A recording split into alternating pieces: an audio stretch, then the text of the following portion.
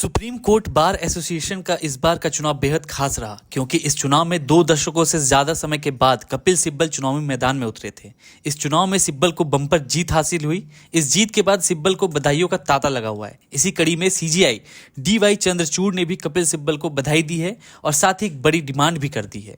Chief justice DY Chandrachud के सामने कई मामलों में कपिल सिब्बल ने तीखी बहस की है, लेकिन इस बार सीजीआई ने कपिल सिब्बल को बधाई दी है। सीजीआई चंद्रचूड़ ने वरिष्ठ अधिवक्ता कपिल सिब्बल को उच्चतम न्यायालय बार एसोसिएशन का अध्यक्ष चुने जाने पर बधाई दी और बार एसोसिएशन के अध्यक्ष और सदस्यों से सहयोग करने की डिमांड की है। सीजीआई चंद्रचूड़ ने कहा, श्रीमान सिब्बल SCBA के अध्यक्ष के रूप में चुने जाने पर हमारी ओर से हार्दिक बधाई। हम आपकी ओर से और कार्य समिति के सदस्यों से सहयोग की आशा करते हैं। वहीं सीजीआई DY चंद्रचूड़ को धन्यवाद देते हुए सिब्बल ने कहा, यह मेरे लिए सम्मान की बात है कि 22 साल बाद मुझे यह सेवा करने का मौका दिया गया।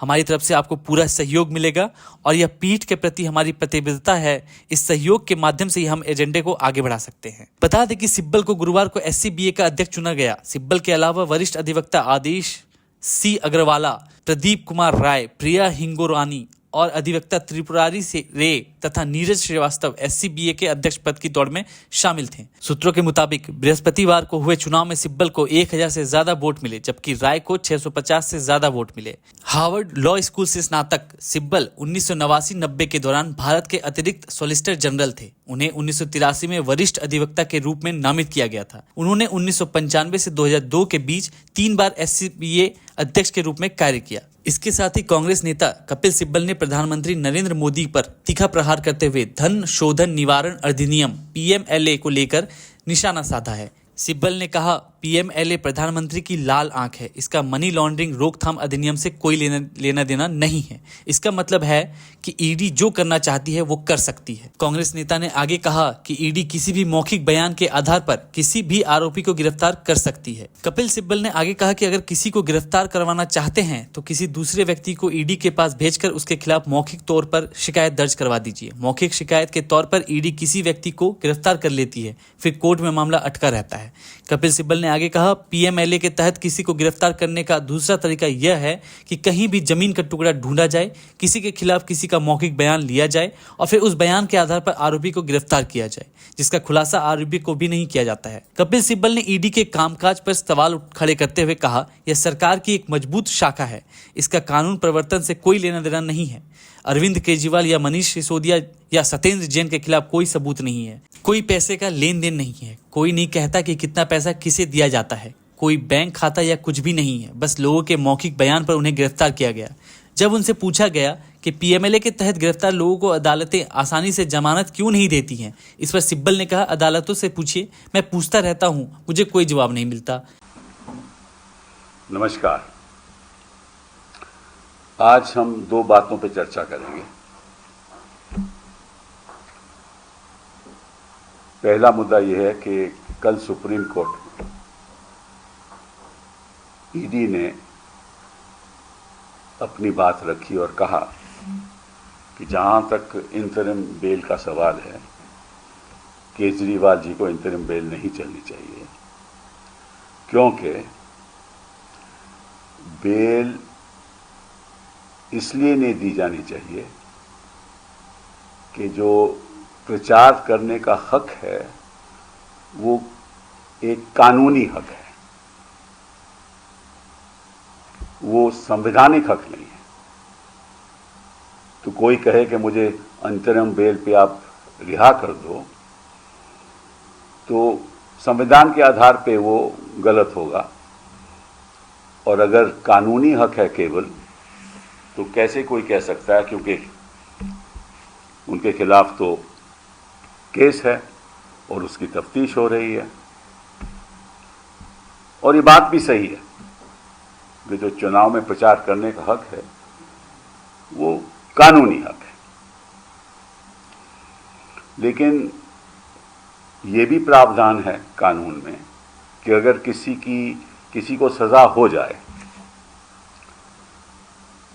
और कोर्ट कहे कि साहब इस सजा को हम स्टे कर देते हैं, तो प्रचार में हिस्सा ले सकता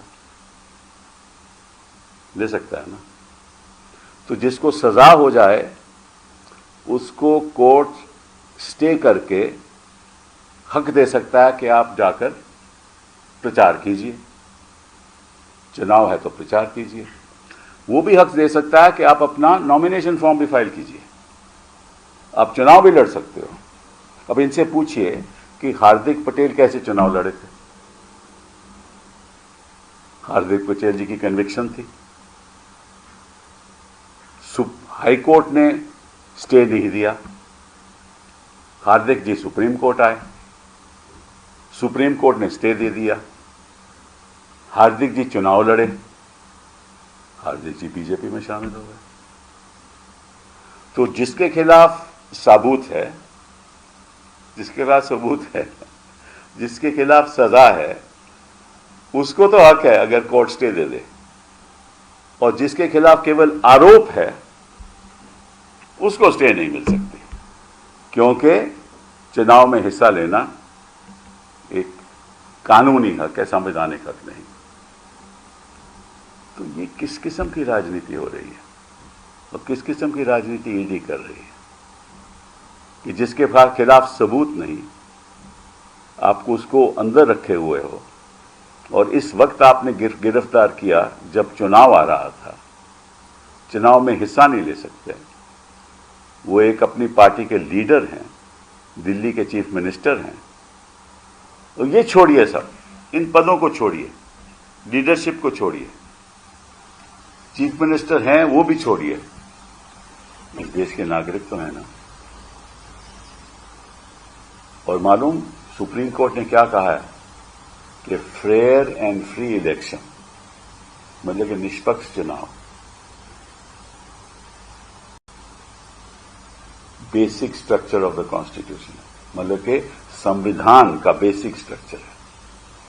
तो अगर किसी नागरिक को जिसके खिलाफ केवल आरोप है, आप छोड़ दीजिए कि वो चीफ मिनिस्टर, उनको आप हक नहीं देने दोगे चुनाव में हिस्सा लेने का, प्रचार करने का, तो वो बेसिक स्ट्रक्चर का उल्लंघन होगा, क्योंकि आप बाकियों को हक दे रहे हो, एक राजनीतिक दल के नेता को, एक नागरिक को हक नहीं दे रहे।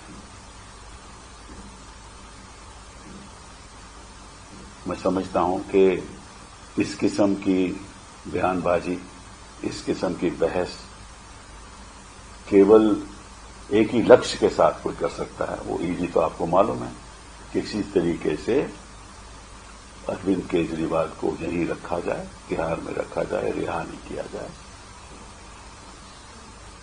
अब मैं आपसे पूछना चाहता हूं कि कल को चार्जशीट में कुछ ना निकला तो क्या ये वक्त वापस आ सकता है?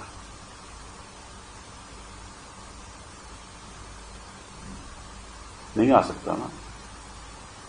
मतलब कि आपने एक राजनीतिक दल के साथ इतना अन्याय किया, एक सरकार के साथ इतना अन्याय किया कि उसके चीफ मिनिस्टर को आपने तिहाड़ में रखा, कोई सबूत नहीं आज तक, कोई मनी ट्रेल नहीं, और ऐसे बयानों के साथ जो अप्रूवर बने, जो खुद अक्यूज्ड हैं, जो खुद आरोपी हैं, उनको आपने अप्रूवर बना दिया। उनके 12वें बयान के बाद उन्होंने आरोप लगाया केजरीवाल को। और आप हमसे जुड़े रहने के लिए सब्सक्राइब करें YouTube पर, फॉलो करें Twitter पर और लाइक करें Facebook पर। और ज्यादा जानकारी के लिए आपको टाइप करना होगा सिर्फ न्यूज नशा।